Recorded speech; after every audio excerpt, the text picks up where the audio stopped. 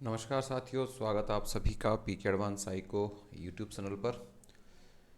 चर्चा आज हम करेंगे बीएड प्रथम वर्ष द्वितीय प्रश्न पत्र, जिस पेपर का नाम है समकालीन भारत और शिक्षा, कंटेम्प्रेरी इंडिया एंड एजुकेशन। ये क्लास सभी यूनिवर्सिटीज़ के लिए, चाहे कोटा हो, राजस्थान हो, सुखाड़िया हो, गंगा सिंह हो, जयनारायण व्यास हो, महर्षि दयानंद सरस्वती हो, सभी यूनिवर्सिटी के लिए समान रूप से उपयोगी है। और आज हम चर्चा करेंगे मात्र 10 प्रश्नों की। 10 प्रश्न आपको देखने हैं और निश्चित रूप से आप 80% मार्क्स यहाँ से लेकर आ सकते हैं। तो जिसने भी चैनल को सब्सक्राइब नहीं किया, चैनल को सब्सक्राइब कर लें अन्य सभी पेपर्स को देखने के लिए। देखिए दोस्तों, पहला प्रश्न मैं आपके सामने लेकर आ रहा हूँ। पहला प्रश्न क्या कह रहा है, देख लें एक बार। पहला प्रश्न है कि शिक्षा की अवधारणा, किसकी अवधारणा? शिक्षा की अवधारणा, शिक्षा की अवधारणा, शिक्षा की अवधारणा को समझाते हुए शिक्षा में न्याय और समानता का वर्णन करना है। अर्थात शिक्षा की अवधारणा अर्थात कंसेप्ट ऑफ एजुकेशन, एजुकेशन का आपको पूरा कंसेप्ट समझाना है। साथ में शिक्षा में न्याय क्या है और समानता क्या है, दोनों का आपको वर्णन करना है। तो पहला प्रश्न आपके लिए इम्पोर्टेंट है। मात्र 10 क्वेश्चन ही मैं आपको बताऊंगा और आपके एग्जाम में निश्चित रूप से यहाँ से आने की पूरी पूरी संभावनाएं रहेंगी। दूसरा प्रश्न मैं आपको बता दूं। दूसरा प्रश्न है, शिक्षा में अवसरों की समानता से आपका क्या अभिप्राय है? किसमें भाई? शिक्षा में जो अवसरों की समानता है उससे आपका क्या अभिप्राय है? किसमें? शिक्षा में अवसरों की जो समानता है, अर्थात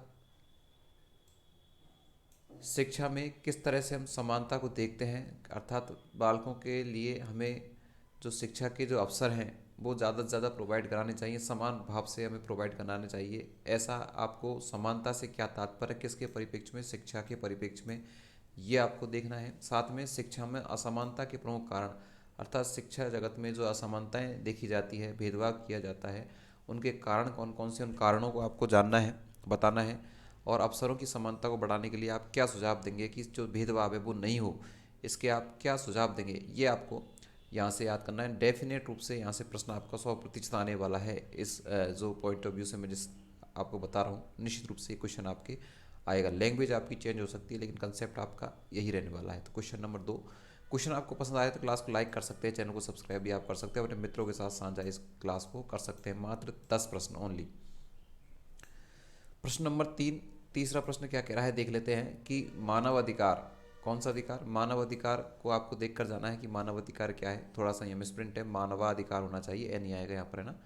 मानवाधिकार से क्या आशय है? शिक्षा एवं मानवाधिकारों में संबंध स्पष्ट कीजिए। अर्थात मानवाधिकार क्या है, इसका अर्थ क्या है, किस तरह से लागू होता है, कौन लागू करता है, कौन कौन से मानव के अधिकार हैं, ये आपको देखना है। और शिक्षा और मानव अधिकारों का संबंध क्या है, उन संबंधों को भी आपको देखकर जाना है। तो प्रश्न नंबर 3 की चर्चा निश्चित रूप से कर चुके हैं हम, और ये प्रश्न भी आपके एग्जाम में 10 ही प्रश्न है, और सोच लीजिए आप कि ये प्रश्न आपके हूबहू एग्जाम में मिलने वाले हैं। लैंग्वेज थोड़ा सा अंतर आएगा, बाकी ऐसे के ऐसे सारे प्रश्न आपको मिलेंगे। ज़्यादा प्रश्न मैंने आपको नहीं बताए हैं। देखिए भाई, प्रश्न नंबर 4 आपके सामने आपकी स्क्रीन पर क्या कह रहा है। आप हमारे साथ टेलीग्राम ग्रुप भी ज्वाइन कर सकते हैं, और ये प्रश्न की डिटेल प्राप्त करने के लिए आप जो नीचे मोबाइल नंबर दिए गए हैं 7014065252, 7014065252 आपको मोबाइल नंबर दिया गया है, आप इस पर बिल्कुल संपर्क कर सकते हैं। ठीक है, ये इस मोबाइल नंबर पर।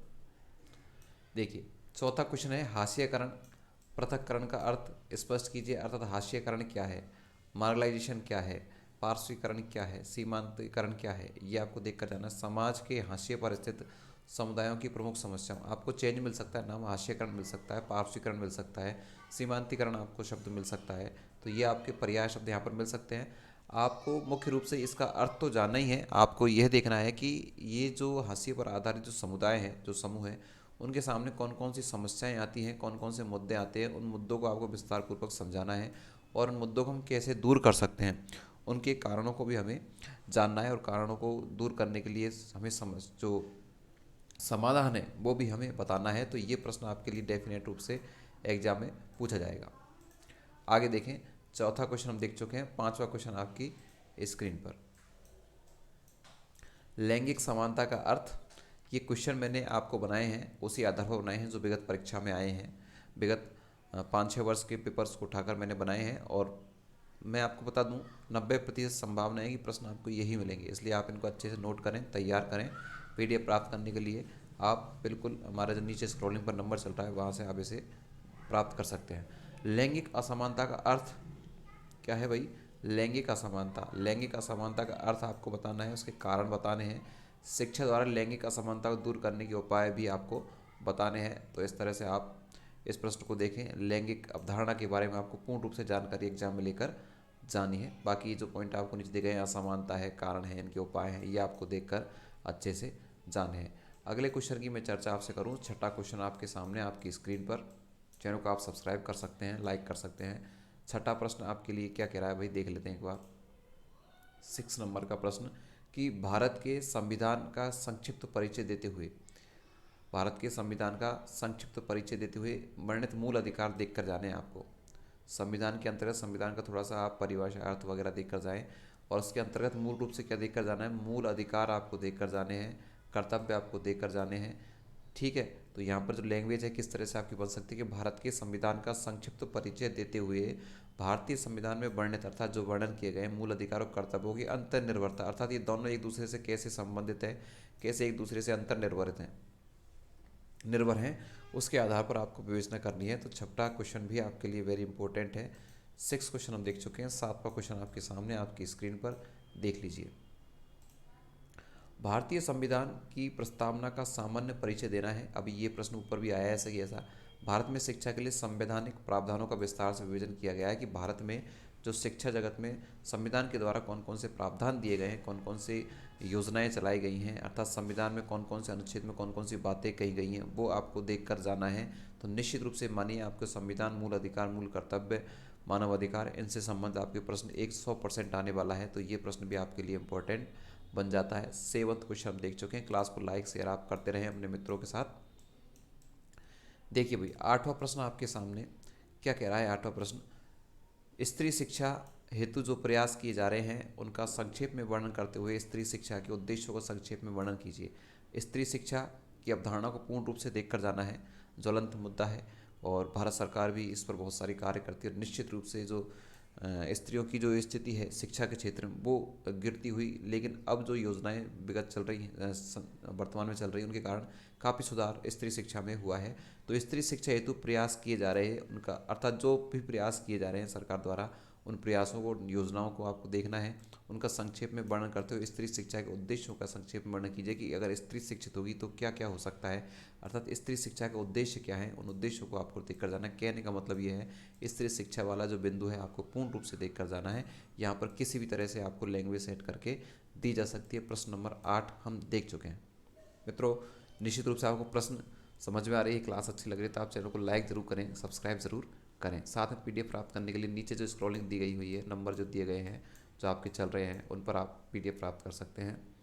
अगला क्वेश्चन, उदारीकरण, वैश्वीकरण और निजीकरण अर्थात एलपीजी। ठीक है, एलपीजी। तो उदारीकरण क्या है, वैश्वीकरण क्या है और निजीकरण क्या है, इनके बारे में आपको इनकी अवधारणा से मतलब इनका अर्थ परिभाषा देख कर जाना है, अर्थात इनका कंसेप्ट देख कर जाना है कि उदारीकरण क्या है, वैश्वीकरण क्या है और निजीकरण क्या है, इनका कंसेप्ट आपको देख कर जाना है। शिक्षा पर इसका क्या प्रभाव पड़ा है, अर्थात इनका अर्थ देखोगे और इसको जोड़ना है किससे, एजुकेशन से, अर्थात शिक्षा से इसको जोड़ना है। किन किन को, उदारीकरण, वैश्वीकरण, निजीकरण। तो तीनों में से एक क्वेश्चन आपको जरूर यहाँ से मिलेगा। उदारीकरण, वैश्वीकरण, निजीकरण में से आपको एक जरूर मिल सकता है। वैश्वीकरण ज़्यादा आपके आने की संभावनाएं हैं। तो 9वां प्रश्न और आज का अंतिम प्रश्न हम देख लेते हैं। 10वें प्रश्न की चर्चा हम करेंगे। देखिए भाई 10वां प्रश्न क्या है, एक टिप्पणी के रूप में है, इनको आप जरूर देख कर जाइएगा। 10वां प्रश्न देखिए वेरी इंपॉर्टेंट है। 10वां प्रश्न, निम्न पर टिप्पणी कीजिए। यशपाल समिति, कोठारी आयोग, बुनियादी शिक्षा आयोग, नई तालीम या वर्धा शिक्षा योजना, ये आपको देखना है। सर्व शिक्षा अभियान, इनसे निश्चित रूप से मैं आपसे कह रहा हूँ कि प्रश्न आपके आएगा, 100% प्रश्न आएगा, एक ना एक पॉइंट आपको उठाकर देगा। लघुत्रात्मक भी पूछा जा सकता है, निबंधात्मक भी पूछा जा सकता है। तो ये जो 4 पॉइंट हैं इनको आवश्यक रूप से देख कर जाना। 100% आपको मैं बता दूं कि जो 10 क्वेश्चन मैंने आपको बताए हैं, ये 10 क्वेश्चनों को आपको ऐसे कैसे रट के जाना है, और इनकी अवधारणा, इनका कंसेप्ट आपको देख कर जाना है। लैंग्वेज आपको चेंज एग्जाम में मिलेगी, लेकिन आपको जो टॉपिक हैं वो आपको यही मिलने वाले हैं। तो ये बिल्कुल 10 प्रश्न आप नोट कर लें और इनको अच्छे से तैयार करें।